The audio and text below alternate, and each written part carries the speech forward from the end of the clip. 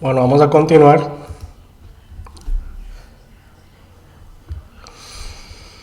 En el Antiguo Testamento encontramos algunos casos de gentiles que creyeron en Dios.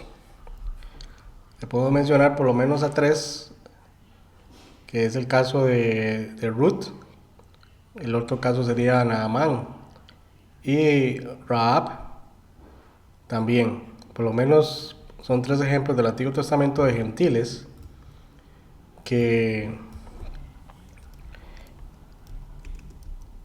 que creyeron a Dios o se convirtieron al Dios de Israel por el testimonio de un israelita.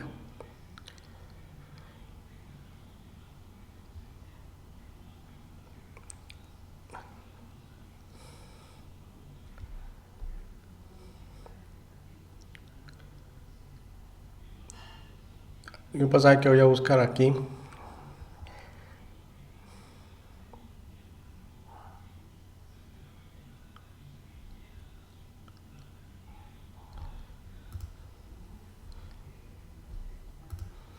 El segundo libro de Reyes, capítulo 5, que no vamos a leer toda la historia de Naamán, que ya la conocemos.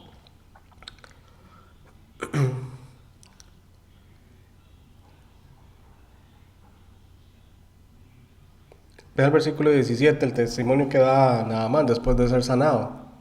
Entonces Naamán dijo: te ruego pues, de esta tierra no se hará a tu siervo la carga de un par de mulas, porque de aquí en adelante tu siervo no sacrificará holocausto ni ofrecerá sacrificio a otros dioses, sino a Jehová.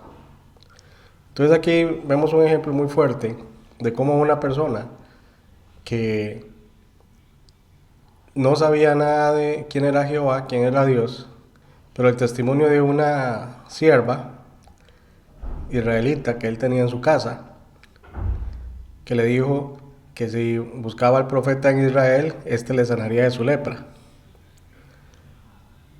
El hecho es que él actuó en fe sin conocer quién era Dios, pero vea que esa fe al final dio resultado, porque no solamente recibió su sanidad, sino que a raíz de esto, él se convirtió al verdadero Dios, a tal punto que él reconoce quién es el verdadero Dios.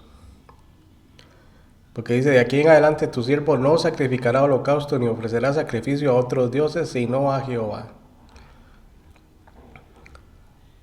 Entonces ya eso demuestra precisamente una conversión en su corazón hacia el Dios verdadero. Es decir, su fe ahora está puesta en el Dios verdadero. De manera que él ya no va a seguir el camino de la idolatría. El versículo 18 dice: en esto perdona Jehová a tu siervo, que cuando mi señor el rey entrara en el templo de Rimón para adorar en él, y se apoyare sobre mi brazo, si yo también me inclinara en el templo de Rimón, cuando haga tal, Jehová perdone en esto a tu siervo. Fue la única petición, porque esa era la función que él tenía que cumplir delante del rey a quien él servía. Pero evidentemente él su corazón ya no está inclinado a Rimón, sino al Dios verdadero. ¿Y cuál es la respuesta de Eliseo? Y él le dijo: ve en paz. Se fue pues y caminó como media legua de tierra. ¿Por qué Eliseo no le instruyó más o no le dijo nada más? La razón es que Naamán creyó en el Dios de Israel, pero él no es parte del pacto.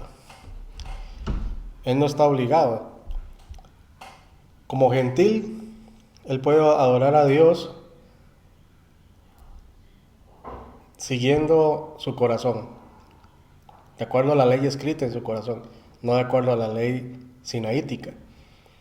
Por eso es que él ahora dice: va a ofrecer sacrificio solo a Jehová. Y él pide perdón, no a Eliseo, sino a Dios, porque dice: Jehová perdonen esto a tu siervo. Pero Eliseo simplemente le dice: ve en paz. O sea, no hay ninguna carga adicional que se le iba a imponer a Naamán simplemente por el hecho de haber creído en Dios. Pero si él hubiera querido ser parte del pacto, hubiera tenido que circuncidarse. Pero no, ni siquiera se le exige o se le pide que tenga que hacerlo para seguir a Dios. Simplemente Su fe era suficiente. Entonces aquí hay un ejemplo del Antiguo Testamento en donde vemos cómo un hombre gentil se convierte de corazón al Dios de Israel y con esto alcanza salvación, alcanza la justicia de Dios. Y eso es algo que Pablo trata en Romanos.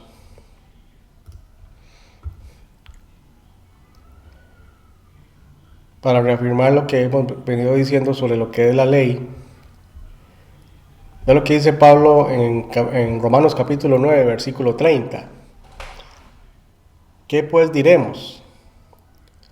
Que los gentiles que no iban tras la justicia han alcanzado la justicia, es decir, la justicia que es por fe.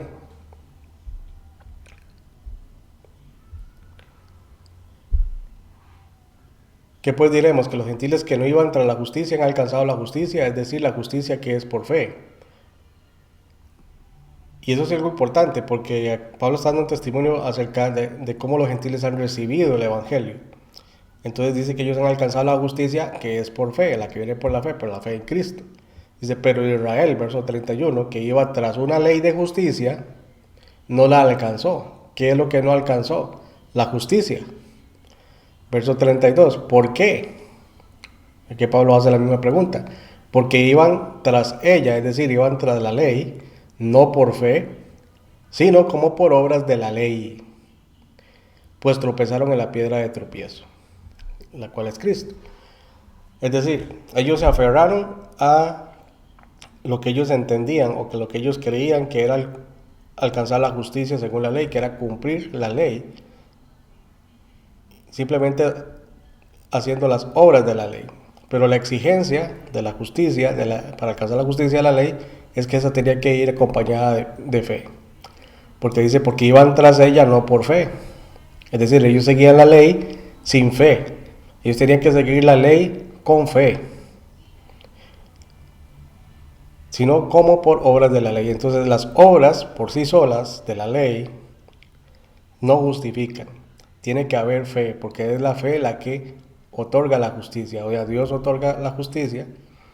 Y si es de acuerdo a la ley en el Antiguo Testamento, tenía que haber fe asociada. No solamente un mero conocimiento de la ley o una mera práctica de la ley, sino que todo tiene que hacerse reconociendo al Dios de Israel, quien era Dios, y creyendo al testimonio que Dios está dando en esa palabra que Él dio.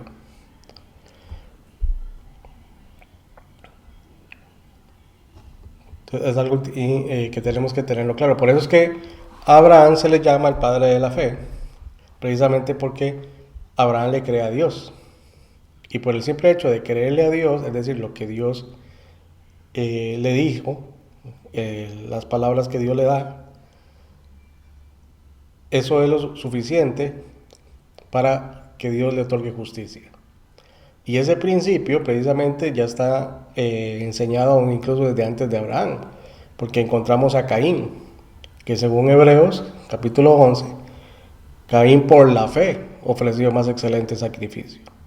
Entonces Abel, cuando Abel le ofrece más excelente sacrificio, su excelencia de sacrificio no solamente era por la calidad del sacrificio, es decir, que era lo más gordo del ganado, de las ovejas que él tenía, sino la intención que había en su corazón, porque él se estaba acercando a Dios con fe. Él está ofreciendo el sacrificio con la actitud correcta. No solamente está ofreciendo el sacrificio correcto, sino que lo está haciendo con la actitud correcta, es decir, un corazón lleno de fe.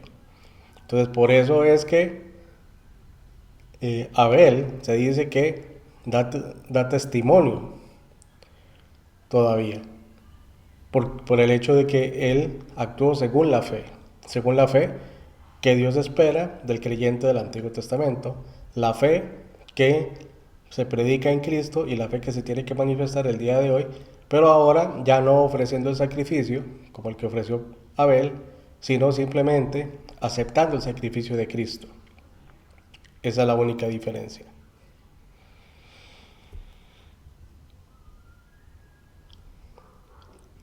Ahora, cuando vamos a Romanos capítulo 10,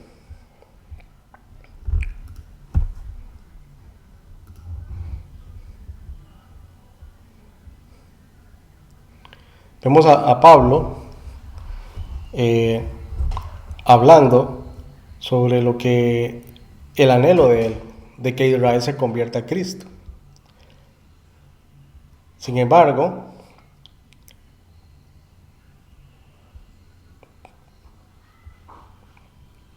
Israel no se ha convertido a Cristo, no todo Israel. El versículo 4 dice, porque el fin de la ley es Cristo para justicia a todo aquel que cree. Ahora, el fin de la ley para justicia a todo aquel que cree en Cristo. Ahora, el fin de la ley, o el propósito de la ley, o el término de la ley, es Cristo. Porque Cristo es el garante, Cristo es el que cumple la ley. Y al cumplir Cristo la ley, toda persona que por la fe se acerca a Cristo, de acuerdo a la enseñanza de Pablo en la epístola a los Romanos, recibe la justicia de Dios, la justicia que debería haber recibido por la ley misma, si hubiera cumplido toda la ley. Esa justicia ahora la recibe a través de Cristo. Cristo es el cumplidor de la ley. Entonces, al ser puestos nosotros en Cristo, a estar posicionados en Cristo, la justicia de Cristo nos es dada a nosotros, los creyentes. Así que delante de Dios estamos como si hubiéramos cumplido a la perfección la ley, pero no por nosotros mismos, sino por la fe en Cristo. Entonces la fe en Cristo nos da esa garantía, nos da esa seguridad de que al estar en Cristo delante de Dios ya estamos completos en cuanto a las exigencias de la justicia de Dios. El versículo 1 dice, hermanos, ciertamente el anhelo de mi corazón y mi oración a Dios por Israel es para salvación. Sabemos que el anhelo de Pablo era que Israel verdaderamente se convirtiera a Cristo. Aquí Pablo está hablando de la salvación nacional de Israel, porque dice, mi oración a Dios por Israel es para salvación. Entonces está hablando por la salvación de Israel como nación. Porque yo les doy testimonio de que tienen celo de Dios, pero no conforme a ciencia o conocimiento. ¿Cuál conocimiento? El conocimiento del Evangelio. Entonces ellos tienen celo de Dios. Ellos dan testimonio de seguir al Dios verdadero, de creer en el Dios verdadero, pero no están recibiendo el testimonio que está dando Dios a través de Jesucristo. Por eso Pablo dice aquí, pero no conforme a ciencia o conocimiento. Dice, porque ignorando la justicia de Dios, que es la justicia de Dios que viene a través de Cristo, y procurando establecer la suya propia, es decir, a través de las obras de la ley, sin fe, dice, no se han sujetado a la justicia de Dios. Entonces no reciben la justicia de Dios precisamente porque ellos están buscando la justicia a través de sus propios méritos y no a través de la fe, y principalmente a través de la fe en Cristo. Porque el fin de la ley es Cristo, para justicia a todo aquel que cree. Por eso en Cristo, el fin de la ley, ¿en qué sentido? No en que la ley es quitada, sino en que la ley es cumplida en Cristo. Dice, para justicia a todo aquel que cree. Porque de la justicia que es por la ley, Moisés escribe así, el hombre que haga estas cosas vivirá por ellas. Porque el hacer estas cosas incluye el creer. Porque está incluido el testimonio y la historia de Abraham para testimonio al creyente israelita. Dice, pero la justicia que es por la fe dice así, no digas en tu corazón quién subirá al cielo, esto es para traer abajo a Cristo, o quién descenderá al abismo, esto es para hacer subir a Cristo de entre los muertos. Dice, el versículo 6 y 7 nos está hablando de la perspectiva de una persona que no entiende el Evangelio. Más que dice, porque Pablo está hablando de la justicia que es por la fe. ¿Qué es lo que dice la justicia que es por la fe? Cerca de ti está la palabra, en tu boca y en tu corazón. Esta es la palabra de fe que predicamos. Que si confesares con tu boca que Jesús es el Señor y creyeres en tu corazón que Dios le levantó a los muertos, serás salvo. Entonces, básicamente, ¿qué es lo que se espera? Que la persona manifieste fe. Que esa fe no solamente sea de la boca para afuera, sino que también sea una fe que esté en su corazón y que esté siendo declarada a través de sus palabras. sea, que sea esté siendo expresada verdaderamente, que está reconociendo a Jesús como el Señor. O sea, en otras palabras, está reconociendo que Jesús es Dios encarnado. Porque aquí dice que si confesares con tu boca que Jesús es el Señor, recordemos, aquí es la palabra griega kurios, que en el Antiguo Testamento sería Adonai, o sea, es declarar y reconocer la deidad de Cristo y el hecho de que Cristo se hizo hombre. Dice, y creyeres en tu corazón que Dios le levantó de los muertos, es decir, el testimonio que ha dado acerca de Cristo, dice, serás salvo.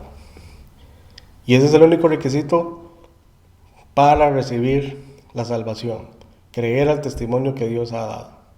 Evidentemente eso incluye también el aspecto del arrepentimiento, porque la fe y el arrepentimiento van de la mano. ¿En qué sentido?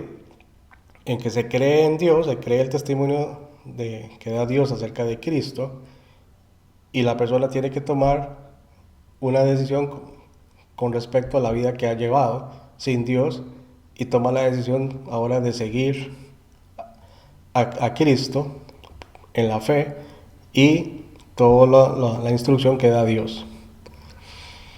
Dice, porque con el corazón se cree para justicia, pero con la boca se confiesa para salvación. Pues la Escritura dice, y aquí está citando el Antiguo Testamento, todo aquel que en él creyere no será avergonzado. Entonces nuevamente vemos que el testimonio del Antiguo Testamento es que solo a través de la fe se alcanza la justicia que viene de parte de Dios. Entonces básicamente, con lo Pablo estaba hablando aquí en el capítulo 9, es que hay un contraste, el contraste entre Israel, que está tratando de buscar su justicia a través del mero cumplimiento de la ley, cosa que no le va a traer ningún beneficio, porque Dios no espera o no quiere simplemente que se cumpla con la ley, sino que el corazón de la persona genuinamente se vuelva a Dios, principalmente Israel. En el caso del gentil, cuando escucha el Evangelio, lo que Dios está esperando es que el gentil se vuelva a Dios en fe, creyendo al testimonio que Él está dando acerca de Cristo. Y al hacerlo, recibe la salvación.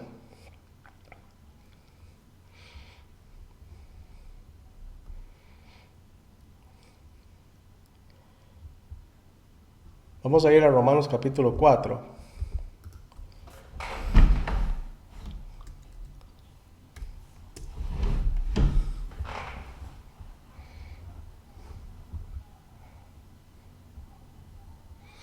Romanos capítulo 4. Aquí Pablo hace una exposición de lo que es la fe que tuvo Abraham. Como ejemplo de un creyente del Antiguo Testamento que tuvo fe y fue justificado. No por la ley, sino por la fe, por creerle a Dios. Dice que pues diremos que halló a Abraham nuestro padre según la carne.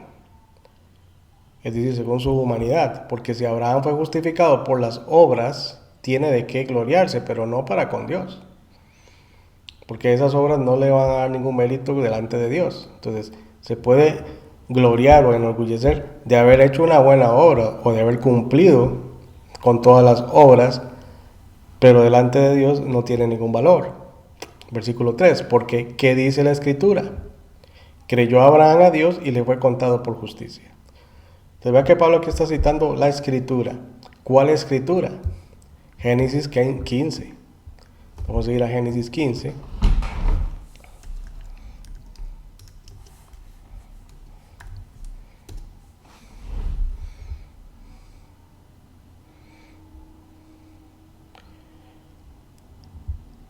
Versículo 5.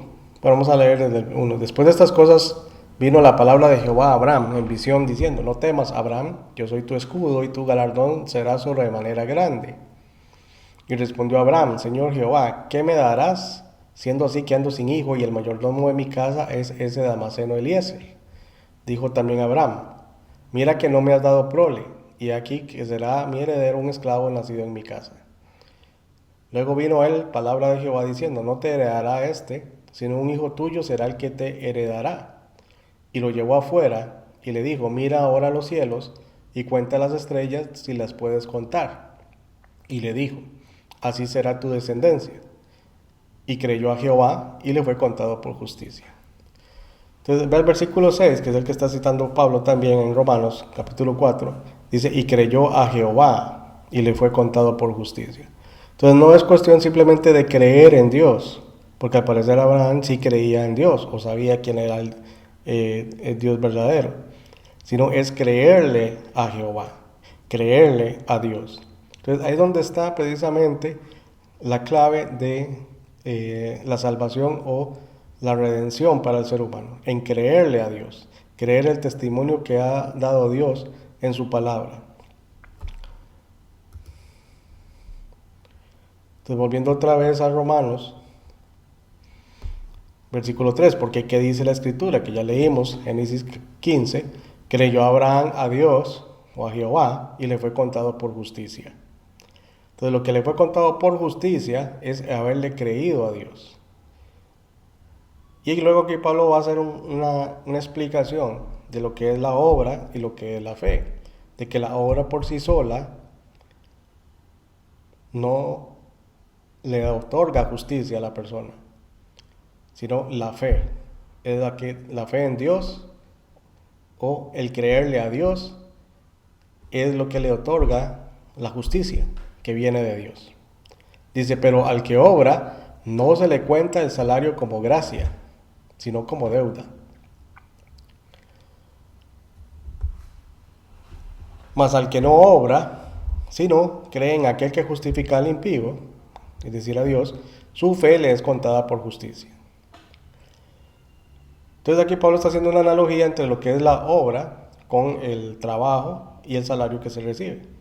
Porque la obra en sí mismo no tiene ningún mérito, porque se hace una obra para recibir un pago o un salario, de manera que el que contrata adquiere una deuda con el que hace el trabajo, porque él está realizando un trabajo y por lo tanto tiene que pagarle.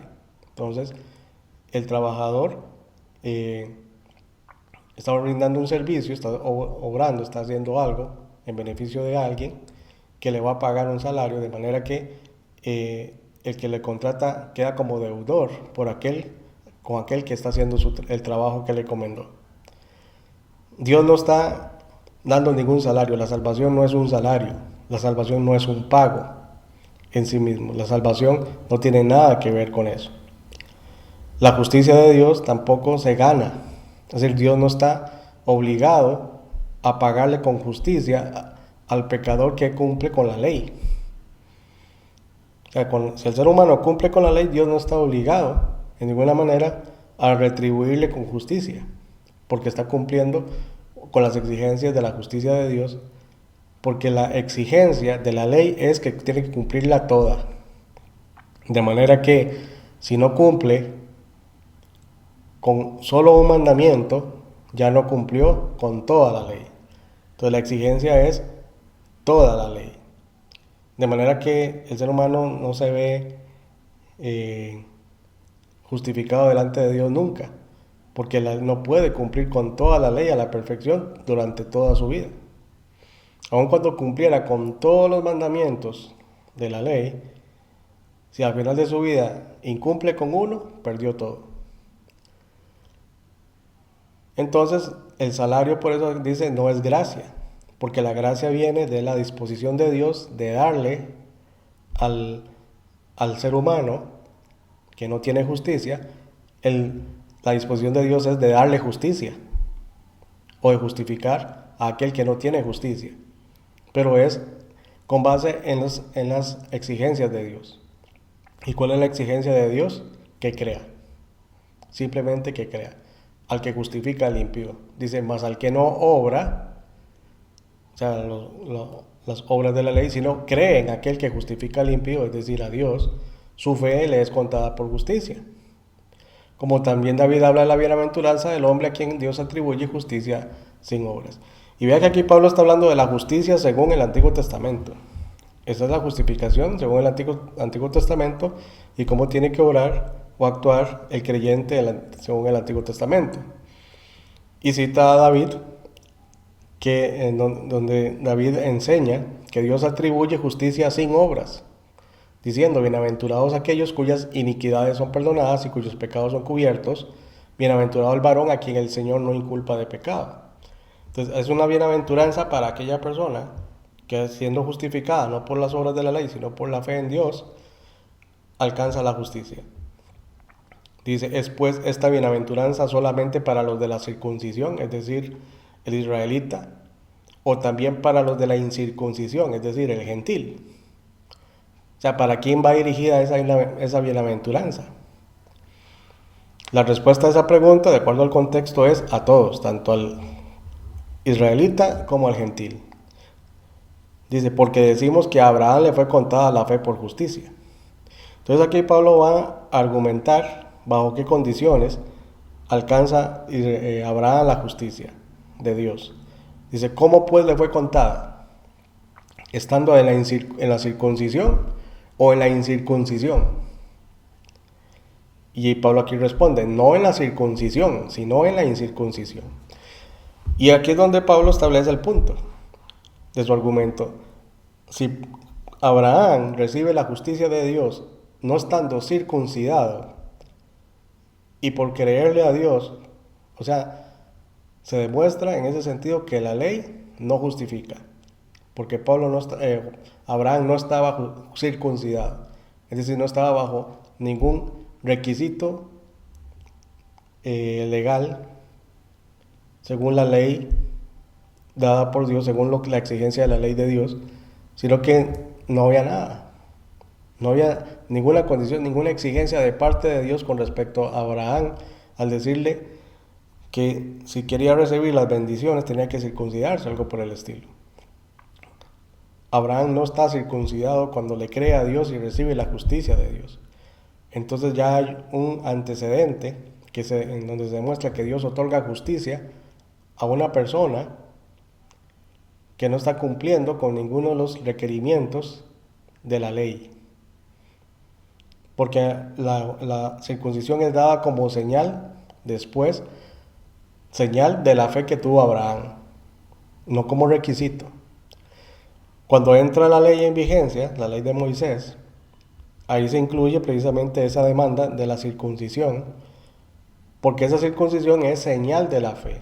Por eso es que la circuncisión, Pablo lo utiliza en la epístola de los Romanos, de la circuncisión del corazón, porque el corazón que se muestra delante de Dios como un corazón lleno de fe es un corazón circuncidado, mientras que un corazón, aun cuando tenga conocimiento de la obra de la ley, pero no tiene fe, es un corazón incircunciso, aun cuando su carne esté circuncidada. O sea, la circuncisión en la carne no tiene ningún valor, porque lo que tiene valor es la circuncisión del corazón, que es un tema que también Pablo trata en la epístola a los Gálatas, pero que ahorita no lo estamos estudiando en Gálatas, sino aquí en Romanos. Entonces Pablo aquí explica que no en la circuncisión, sino en la incircuncisión. Esa es la condición de Abraham cuando le cree a Dios y recibe la justicia de Dios. Dice, y recibió la circuncisión como señal, como sello de la justicia de la fe que tuvo estando aún incircunciso, para que fuese padre de todos los creyentes no circuncidados, es decir, los gentiles, a fin de que también a ellos la fe les sea contada por justicia. Porque el modelo de fe y de justicia es Abraham, de manera que cualquier persona que está en la condición de Abraham, no circuncidado, no siendo parte del pacto, pero le cree a Dios, entonces recibe la justicia de Dios. Es decir, está hablando de los gentiles, porque dice, a fin de que también a ellos la fe les sea contada por justicia. De la misma manera, nosotros el día de hoy, por la fe en Cristo, esa fe nos es contada por justicia porque es exactamente la misma condición en la que estuvo Abraham cuando no estaba circuncidado y le creyó a Dios. Dice, y padre de la circuncisión. Entonces aquí encontramos que Abraham es tanto padre de la incircuncisión, es decir, de los gentiles, creyentes, y padre de los israelitas creyentes, que han ejercido una fe como la de Abraham.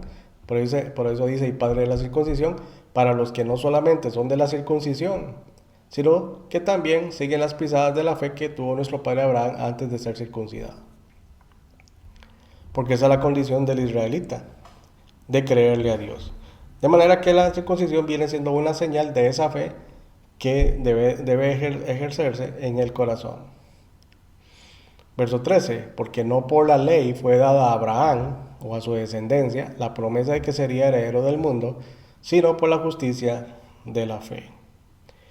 Porque cuando Abraham recibe la justicia de Dios y la promesa de la herencia,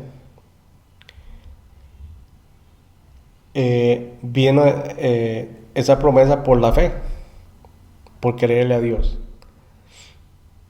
La ley ni siquiera estaba dada, porque la ley vino 400 y resto de años después, con Moisés. Entonces, aunque esto está registrado en la Torá, es decir, en la ley, es como un antecedente de la ley que fue promulgada en el Sinaí. Antes de que la ley fuera promulgada en el Sinaí, la justificación era según el ejemplo que daba Abraham.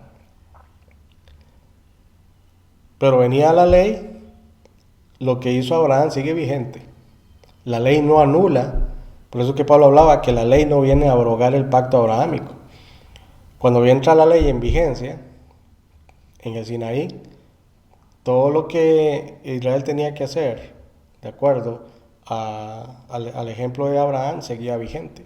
Eso nunca quedó anulado o excluido cuando vino la ley a entrar en vigencia. De manera que la ley no viene a ser un sistema de justicia para llegar a Dios, sino que la ley simplemente es un sistema para entrar en una correcta relación con Dios, para que la persona que ya tiene fe, una fe como la de Abraham, ahora se acerque a Dios de una manera apropiada o correcta para tener comunión con Dios, dentro de lo que es el pacto sinaítico.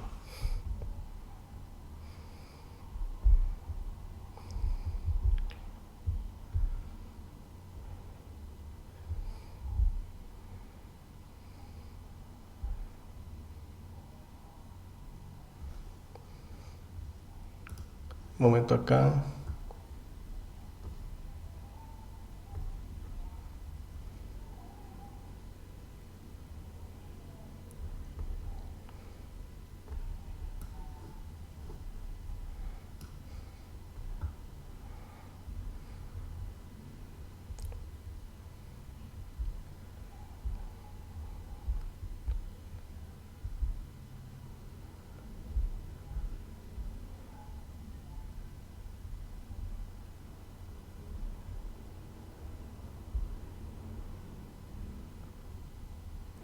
Un momento aquí porque el piano está mandando un mensaje.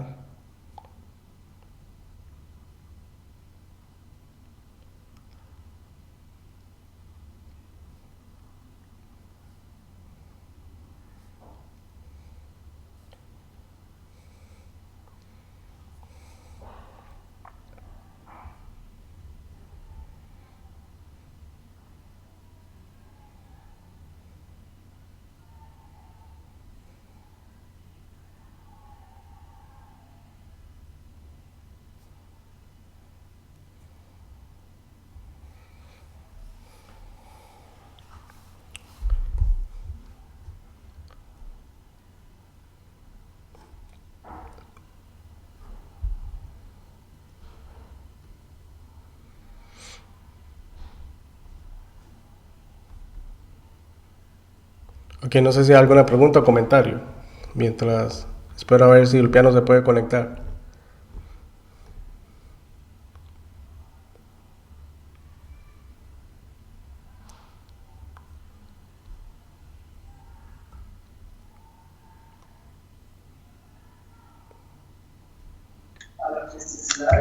Hermano Oscar, Sí. una consulta. Entonces quiere decir que el gentil en el Antiguo Testamento, cuando creía, bueno, decidía creer en el Dios de Israel, no tenía la obligación de someterse a la ley. O era Dios y él quería, pero no estaba obligado, porque estaba leyendo en el libro, en el capítulo 4, creo que es, que Israel, mediante el esfuerzo propio que la ley prescribía, pero ignorando la fe, no ha alcanzado la justicia. Por el contrario, los gentiles que no se preocupaban de la ley, puesto que nunca les perteneció, sino que ejercitaron la fe, alcanzaron la meta de la justicia perfecta. Entonces quiere decir que ellos no estaban obligados, era solo si querían someterse a la ley de Israel. ¿Es correcto? Es correcto, sí.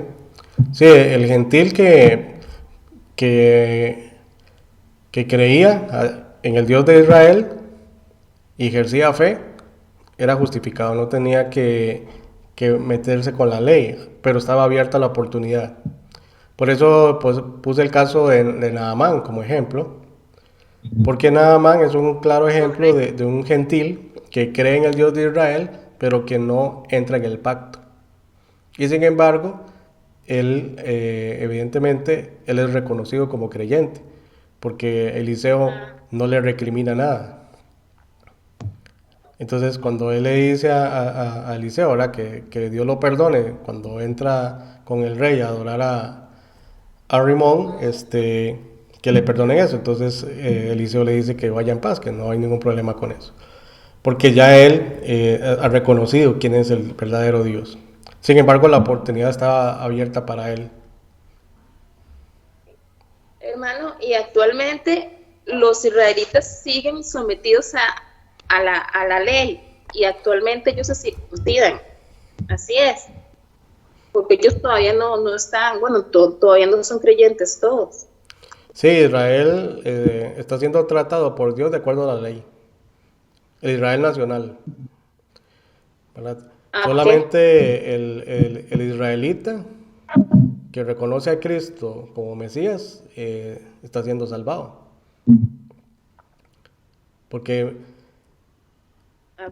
porque está exactamente la situación que está explicando Pablo, ¿verdad? Que Israel está siguiendo, tienen celo de Dios, pero no conforme a la fe, sino simplemente por cumplir con las obras de la ley. Entonces siguen en la misma situación, correcto, correcto. ¿verdad? Ah, está bien, mi hermano, muchas gracias. Un gusto. Vamos a continuar, porque el piano no se conectó. Ahorita revisamos de nuevo, a ver.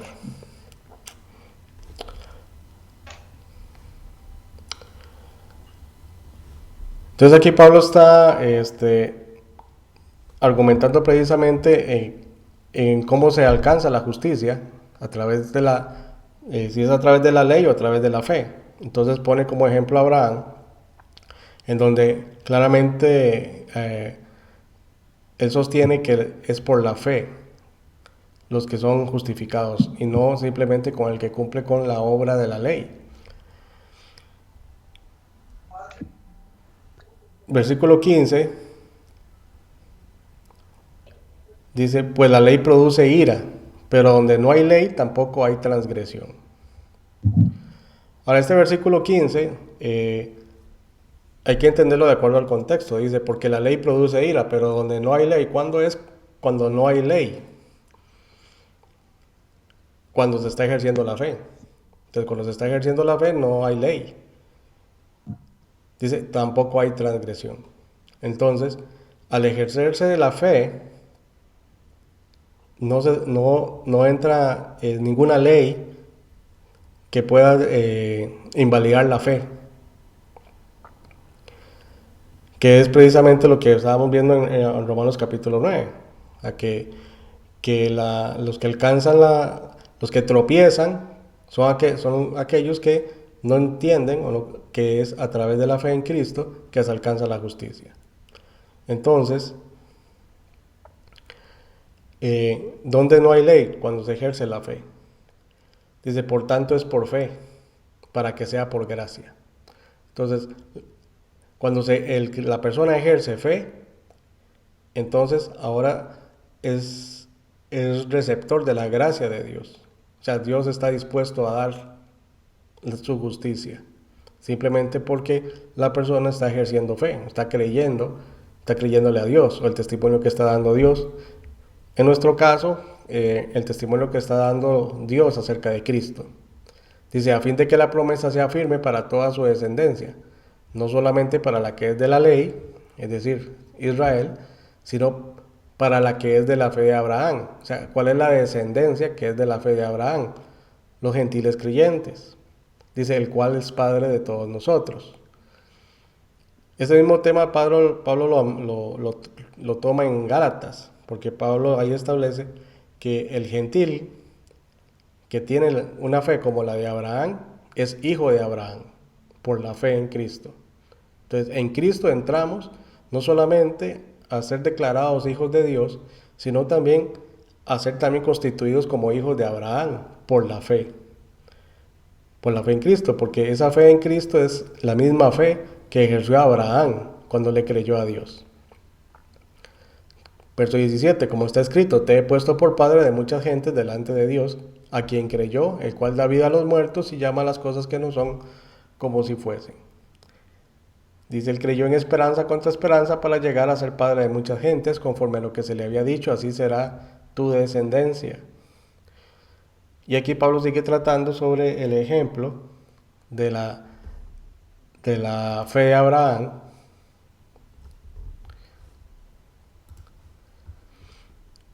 en donde vemos que Abraham no solamente le cree a Dios, sino que le sigue creyendo en que Dios va a cumplir todo lo que le ha dicho, o sea, que le va a dar un heredero, que le va a dar descendencia.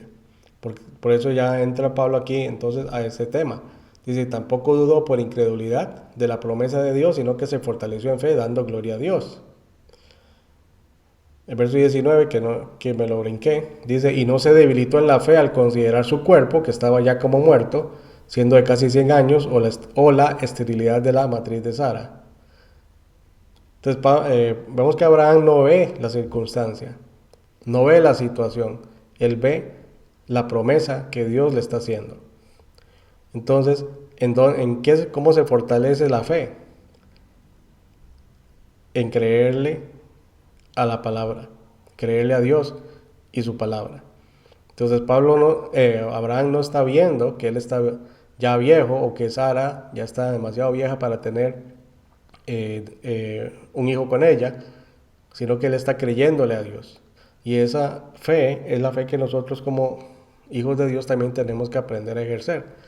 No ver la circunstancia, sino creerle a Dios, creerle a su palabra. Es básicamente la fe genuina, creerle a Dios, independientemente de las circunstancias, independientemente de la situación, independientemente de lo que estemos pasando. Le seguimos creyendo a Dios, porque Dios sigue siendo fiel. Dice, no solamente dándole gloria a Dios, se fortaleció en fe, sino plenamente convencido de que era también poderoso para hacer todo lo que había prometido. Entonces, este versículo 21 es un versículo clave, porque nosotros también tenemos que estar plenamente convencidos. O sea, no solamente convencido, es plenamente convencido, totalmente convencido de que Dios es poderoso para hacer todo lo que ha prometido, es decir, todo lo que ha dicho.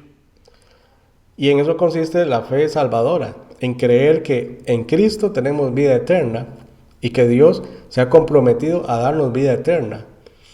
Y no solamente a darnos vida eterna, sino una herencia en los cielos y también la promesa de la resurrección. Entonces, cuando el creyente en Cristo tiene su fe puesta en Dios y su palabra, está ejerciendo una fe que viene de estar plenamente convencido de que Dios es poderoso de cumplir todo lo que ha dicho. Dice, por lo cual también su fe le fue contada por justicia. Y no solamente con respecto a él se escribió que le fue contada, sino también con respecto a nosotros, a quienes ha de ser contada, esto es, a los que creemos en el que levantó de los muertos a Jesús, Señor nuestro. Entonces, ¿a quién tenemos que creerle? A aquel que levantó a Jesús de los muertos, es decir, a Dios Padre. El testimonio que Dios ha dado acerca de Cristo. Entonces, cuando nosotros le creemos a Dios a través del Evangelio, Es decir, creemos que es verdad todo lo que Dios está diciendo acerca de Cristo. Creemos el testimonio de la Escritura acerca de Cristo. Creemos el testimonio de la Escritura acerca de la salvación en Cristo por la fe. Le estamos creyendo a Dios. Y al hacerlo estamos ejerciendo la fe que tuvo Abraham, que le creyó a Dios. Por lo tanto, esa fe nos es contada por justicia. Y el verso 25 dice, el cual fue entregado por nuestras transgresiones, y eso que fue entregado por nuestras transgresiones es Dios quien lo entregó, y resucitado para nuestra justificación. ¿Quién lo resucita? Dios también lo resucita, Dios Padre. Entonces vemos que el versículo 24 y 25 está el Evangelio, muerte, resurrección, sepultura y resurrección de Cristo, para nuestra justificación. Entonces, el capítulo 4 de Romanos es un capítulo clave para entender precisamente el contraste entre la ley y la fe. Ese mismo contraste entre la ley y la fe es la situación que se da en los mismos evangelios cuando Cristo se presenta a Israel, que Israel no cree, no recibe a Cristo como Mesías. O sea, no está creyendo el testimonio que está dando Dios a través de Jesucristo, y no solo a través de Cristo, sino a través de las Escrituras, porque ya estaba profetizado todo eso. Por eso cuando Pablo llega a las sinagogas a predicar, él usa las Escrituras para demostrar que las Escrituras dan testimonio acerca de que Cristo es el Mesías, y que todo lo que las Escrituras decían sobre el Mesías se cumplió en Cristo. De manera tal que el testimonio que se está dando en el Antiguo Testamento o las Escrituras es el testimonio de Dios. Creer a ese testimonio es el requisito para alcanzar la justicia de Dios y la salvación. Y eso es lo que Pablo está ejerciendo cuando él predica a Israel. Y le predica también a los gentiles.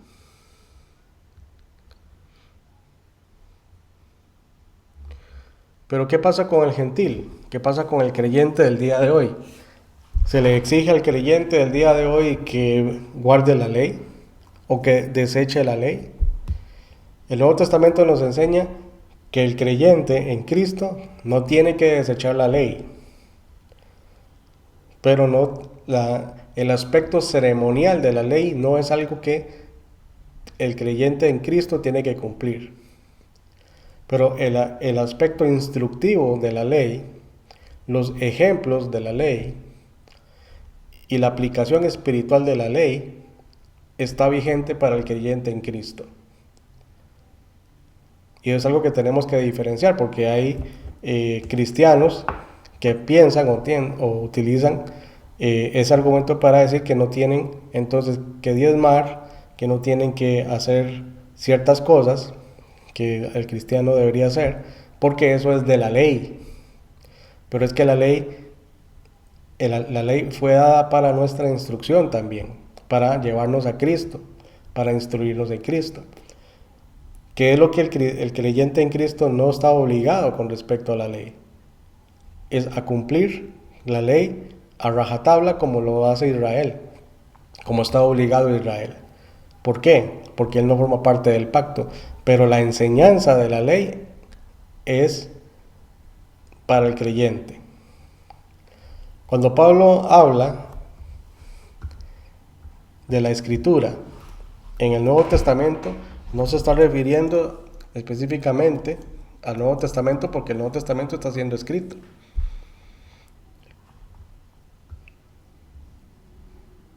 Sino que él está hablando del Antiguo Testamento. Y Pablo cita en muchas de sus epístolas el Antiguo Testamento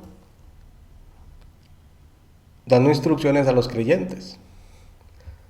Vea por ejemplo 2 Timoteo 3:15 dice, y que desde la niñez has sabido las Sagradas Escrituras. ¿Cuáles Sagradas Escrituras? El Antiguo Testamento. Dice, las cuales te pueden hacer sabio para la salvación por la fe que es en Cristo Jesús. Entonces está el creyente en Cristo eximido de desechar el Antiguo Testamento de ninguna manera, porque el Antiguo Testamento nos hace sabios para la salvación por la fe que es en Cristo Jesús. Y luego 2 Timoteo 3:16 dice, toda la Escritura es inspirada por Dios. Ahora cuando Pablo está hablando aquí de toda la Escritura es inspirada por Dios, está hablando del Antiguo Testamento. ¿Y a quién está hablando? Al creyente. Dice, y útil para enseñar, para redarguir, para corregir, para instruir en justicia. Entonces, ¿es útil el Antiguo Testamento para el creyente el día de hoy? Claro que sí es útil.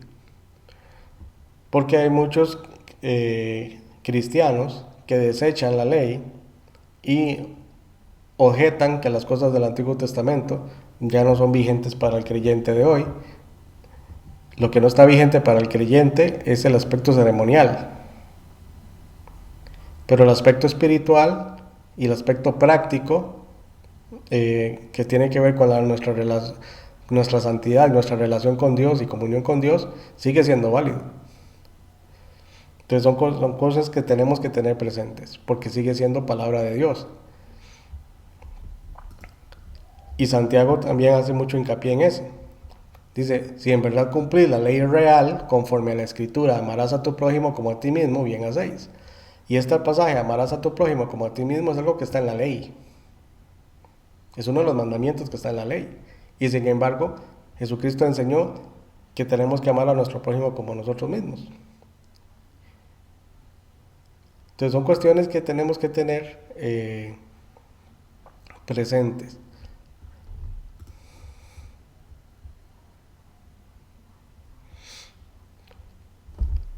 Es Pedro que establece y dice que ninguna profecía es de interpretación privada. Es decir, que la escritura del Antiguo Testamento es para nuestra edificación, es para nuestra instrucción. Vea que el versículo 19 de 2 de Pedro capítulo 1 dice, tenemos también la palabra profética más segura. ¿Cuál es la palabra profética más segura? La escritura. Y el Antiguo Testamento es la Sagrada Escritura, es Santa Escritura. Y eso incluye la ley, o sea, la Torá. Dice, es la palabra profética más segura, a la cual hacéis bien en estar atentos como a una antorcha que alumbra en el lugar oscuro, hasta que el día esclarezca y el lucero de la mañana salga en vuestros corazones, que evidentemente se refiere a Cristo. Entendiendo primero esto, que ninguna profecía de la Escritura es de interpretación privada, es decir, que nadie la inventó, que nadie se le ocurrió, porque sí, escribir eso. Porque dice, porque nunca la profecía fue traída por voluntad humana, sino que los santos hombres de Dios hablaron siendo inspirados por el Espíritu Santo. Entonces, por eso es que la palabra profética es más escrita, es segura, precisamente porque es inspirada por Dios, por el Espíritu Santo. Y todos los que escribieron el Antiguo Testamento fueron inspirados por Dios. Y Pedro, ya para el tiempo en que Pedro escribe la segunda epístola, prácticamente todo el Nuevo Testamento ya estaba escrito, excepto el Apocalipsis. Y vemos que Pedro habla aquí que muchos malinterpretan las Escrituras. Dice, y tened entendido que la paciencia de nuestro Señor es para salvación, como también nuestro amado hermano Pablo, según la sabiduría que le ha sido dada, os ha escrito, casi en todas sus epístolas, hablando en ellas de estas cosas, entre las cuales hay algunas difíciles de entender, las cuales los indoctos e inconstantes tuercen, como también las otras escrituras para su propia perdición. Entonces, cuando dice aquí las otras escrituras, se está refiriendo a las escrituras del Antiguo Testamento, y está por implicación afirmando que las epístolas de Pablo son escritura de Dios también, inspirada por Dios. Y eso incluye evidentemente las epístolas de él y las de Juan, asimismo como los evangelios y el libro de Apocalipsis. Así que vosotros, oh amados, sabiéndolo de antemano, guardaos, no sea que arrastrados por el error de los inicuos caigáis de vuestra firmeza. Entonces, ¿qué tiene que hacer el creyente para no caer de su firmeza? Es entender la Escritura, aferrarse a la Escritura, tanto del Antiguo Testamento como del Nuevo Testamento.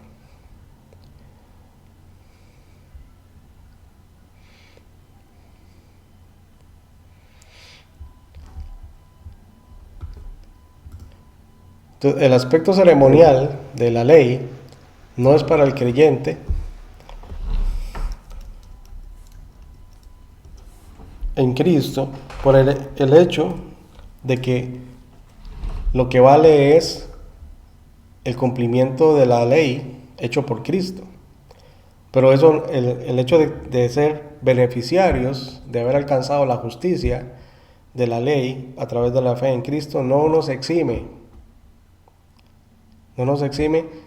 de ser obedientes a la palabra de Dios, de ser obedientes a aquellos aspectos que tienen que ver con nuestra relación con Dios y nuestro caminar espiritual con Dios, que incluso están enseñados en el Antiguo Testamento, porque Pablo lo dice en Primera de Corintios, que todo eso se escribió para nuestra enseñanza, para ejemplo. Pero cuando se estaba dando la situación de los judaizantes que estaban entrando en la iglesia, ¿qué fue lo que se definió con respecto a los gentiles creyentes en el concilio de Jerusalén? Dice Hechos capítulo 15,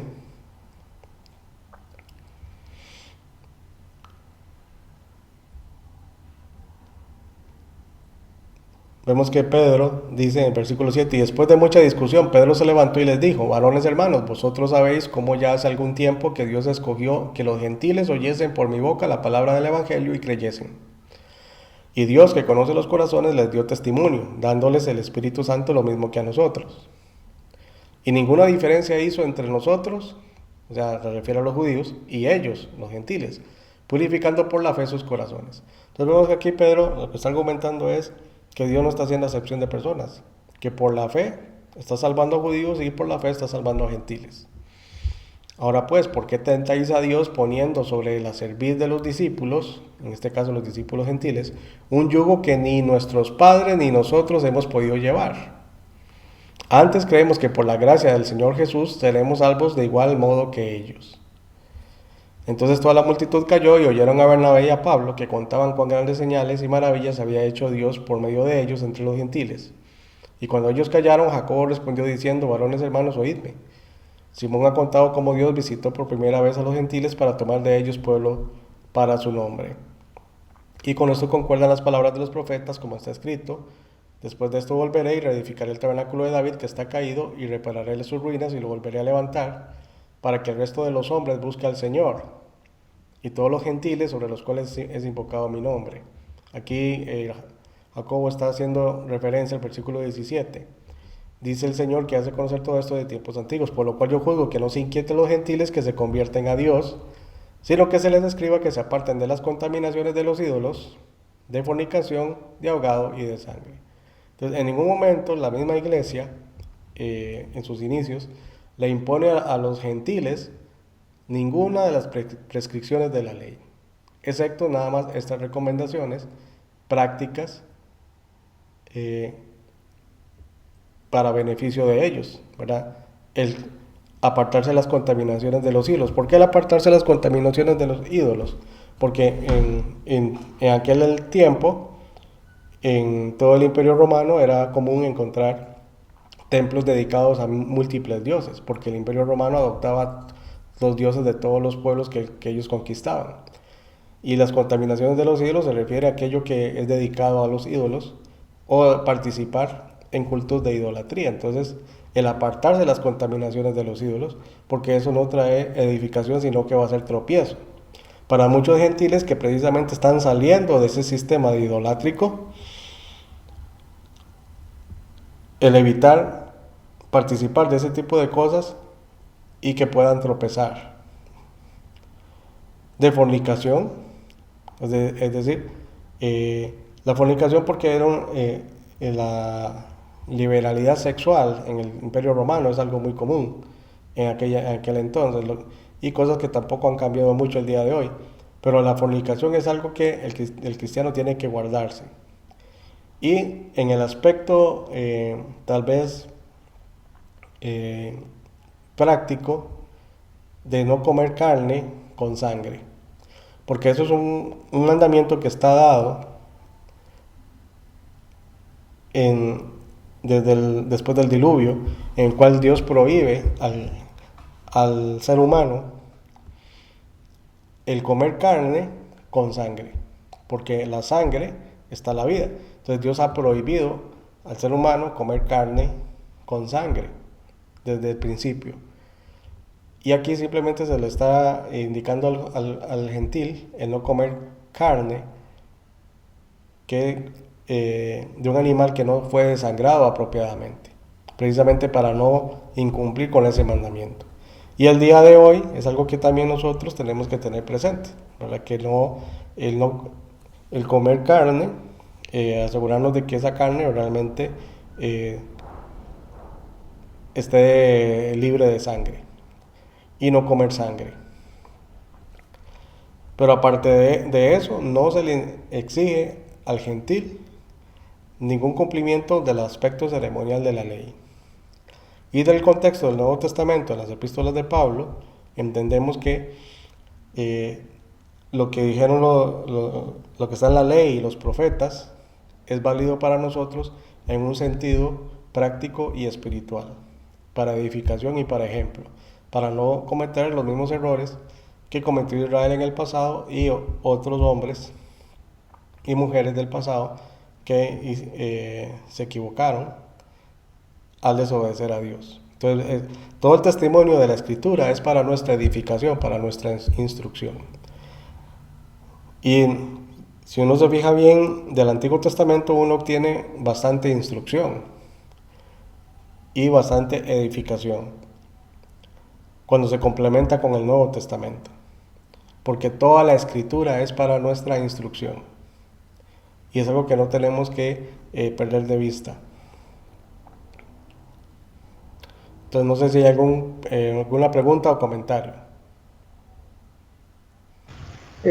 Oscar, una pequeña consulta, pero es en relación a un punto que usted tocó anteriormente, es decir, hablar de la ley, sinónimo, hablar del Torah, y entonces, y estás hablando en el mismo sentido de todo lo que está contenido en el Antiguo Testamento. Es ¿Es correcto. correcto eso? Es correcto porque eh, en ciertos contextos del Nuevo Testamento, cuando se habla de la ley, se está haciendo referencia a los profetas, por ejemplo. Entonces, el Antiguo Testamento también, todo el Antiguo Testamento también se le conocía como la ley. La ley fundamental es la Torá. Entonces, por recuerde que Jesús hablaba de la ley y los salmos y los profetas. La ley específicamente se refiere a la Torá o los libros de Moisés. Pero a veces se cita haciendo referencia a la ley y están citando a los salmos o están citando a los profetas. Entonces, en el Nuevo Testamento. Entonces, se interpreta que todo el Antiguo Testamento, para el entendimiento del judío de aquel entonces, constituía toda la ley. Pero la ley fundamental es la ley de Moisés. Pero cuando hablamos de la ley, tenemos que entenderlo en el sentido que se lo expliqué al principio de la Torá, que es la instrucción de Dios. Y no es un sistema meramente de ritos de cosas que hay que cumplir simplemente porque son exigidas, sino que tenemos que entenderlo como la instrucción que Dios ha dado para poder vivir una vida que nos permita andar en comunión con Dios. Entonces, cuando hablo del Antiguo Testamento como la ley, es precisamente hablando o tomando esa palabra como esa instrucción que nos edifica y que nos instruye para crecer espiritualmente. ¿Sí? Pero sí, tiene razón usted, es una observación válida porque se puede confundir, ¿verdad? Pero Jesucristo incluso utilizó esos términos porque a veces hablaba como... Voy a buscar un pasaje que ahorita se me viene a la mente, en donde Jesús habla de la ley, pero no está hablando de Moisés.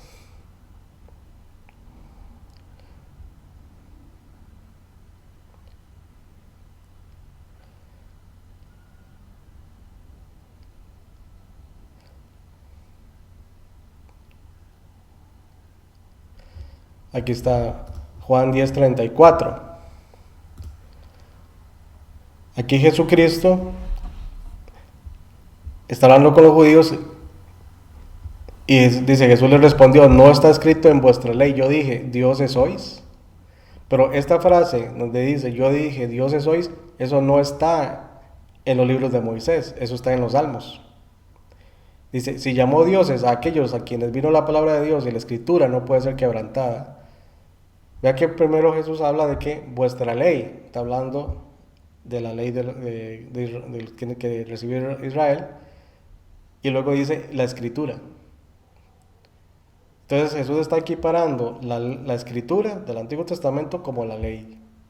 Y está citando un salmo, es un salmo de David. Entonces, este es un ejemplo en donde vemos el uso que tenía el judío en tiempos de Cristo con respecto a su entendimiento de qué es la ley. Cuando ellos querían especificar la ley de Moisés, casi siempre utilizaban como está escrito en la ley de Moisés. Entonces especificaban, o como está escrito en los salmos, o como está escrito en los profetas. O cuando usaban el término como está escrito en la ley, sin especificar salmos, profetas o Moisés, ellos entendían que está haciendo referencia al Antiguo Testamento. Entonces, eso es tal vez la forma en que tenemos que entenderlo.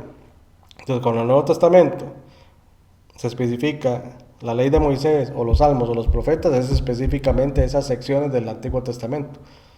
Pero si se habla de la ley en general, se debe entender que se refiere al Antiguo Testamento, que incluye evidentemente la ley de Moisés, los salmos y los profetas. No sé si tal vez ahí le aclaro un poco. Claro, muchas gracias, profe. Mucho gusto. No sé si alguien más tiene algún comentario o pregunta.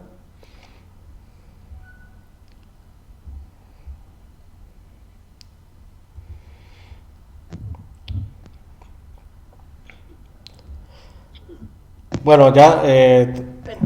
ajá. No, que es solo un aporte, que también se me viene a la mente que el pueblo de Nínive también creyó a Dios y me imagino que no se tuvieron que sujetar a la ley, sino que fue por fe. Es correcto. Nínive es otro ejemplo de gentiles que creyeron a Dios. De hecho, lo habíamos visto en el libro de Jonás. Ahí dice específicamente le creyeron a Dios, no que le creyeron a Jonás.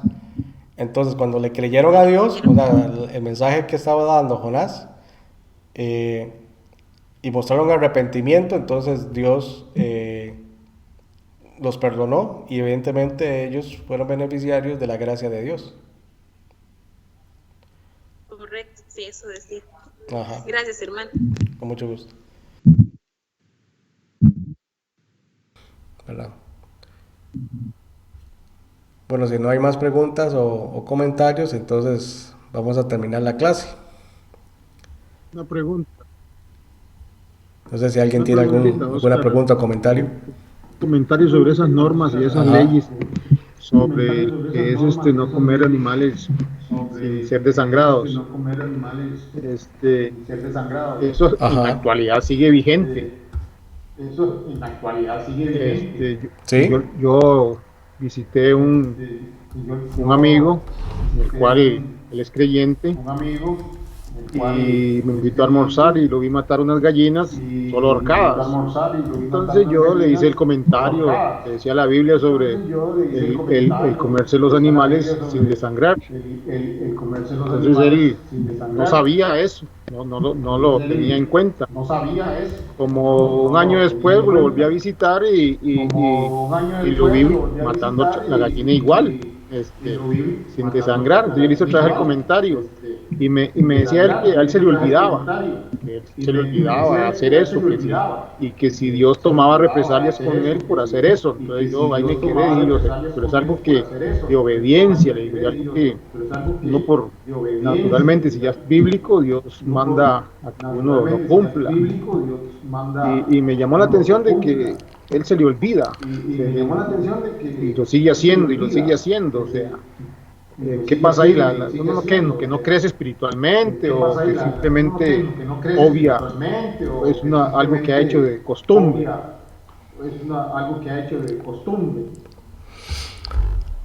Ya, lo que le entiendo es algo que se le hizo costumbre a él, ¿verdad? Porque ya está acostumbrado a matar a las gallinas de esa forma, ¿verdad? Sí, porque el mandamiento está en Génesis capítulo 9, versículo 4 dice, pero carne con su vida, que es su sangre, no comeréis. Y eso también está incluido en la ley mosaica, pero más detalladamente para Israel, de no comer animales inmundos, que de hecho ahí Sí, está incluido el murciélago. Vea que Dios tenía hasta razón en eso, vea que el bendito coronavirus fue por comerse un murciélago, que es un animal inmundo, de acuerdo a la ley. Por algo Dios está mandando no correcto. comer animales inmundos, ¿verdad?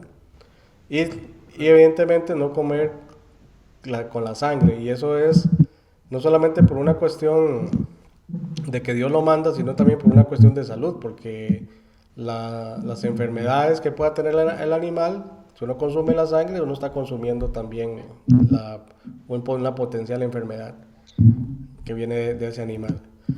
Ahora, hablando desde el punto de vista espiritual, eso no le va a afectar en nada al cristiano que come carne con sangre, no le va a afectar nada en el aspecto espiritual, pero evidentemente está haciendo algo que de acuerdo a la escritura está mal.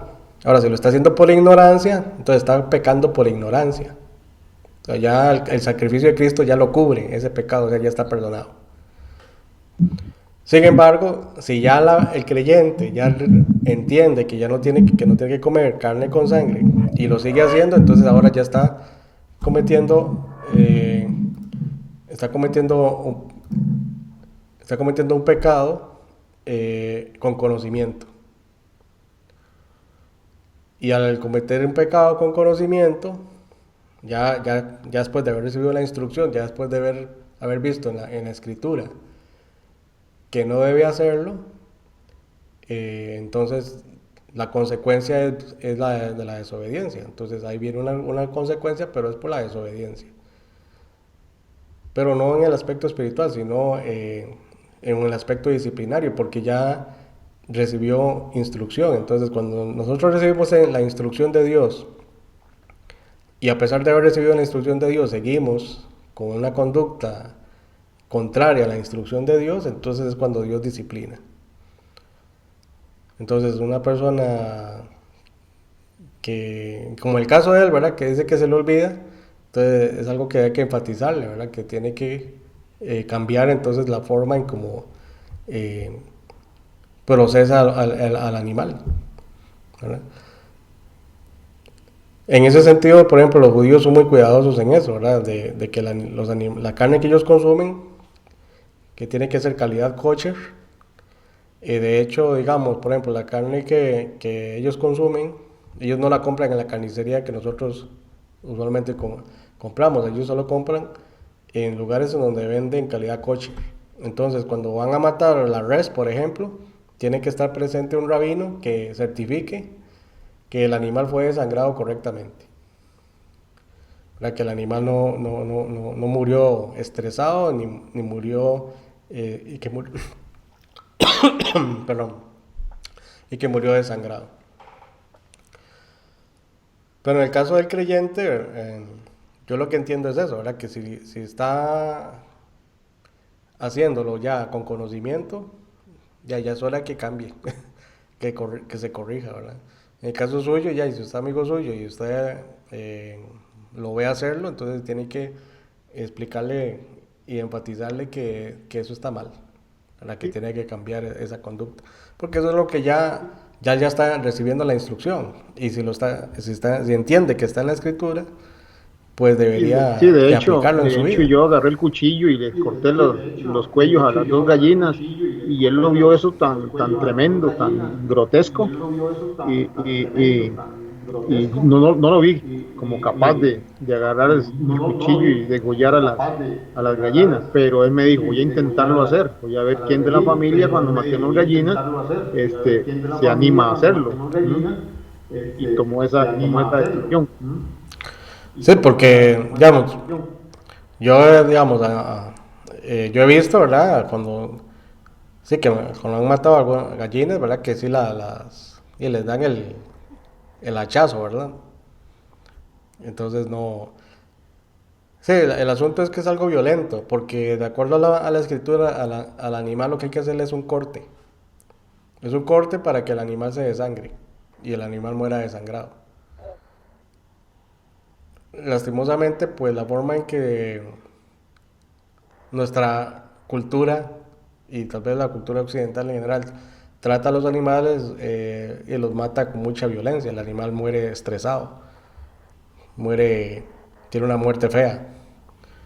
Por eso tanto movimiento pro animal, ¿verdad? Y todo el asunto de no lastimar al animal y todo el asunto de cuidar al animal y no comer carnes y no comer vegetales y todo eso, pero queda es otra cosa, ¿verdad? Que también Dios ha autorizado que podamos consumir carne animal, pero no cualquier carne. Tenemos que ser cuidadosos en la forma, en no solamente qué carne consumimos, sino también en la forma en que esa carne fue procesada. Porque no es pecado comer carne, ¿verdad? Que para algunos es pecado comer carne. Pero el creyente sí tiene Sí, que tener cuidado con eso. Entonces, más bien, en un caso así, si usted sabe que ese animal no fue desangrado, correcto, usted es el que no correcto. debería comer, ¿verdad? Precisamente por eso, porque usted tiene conocimiento.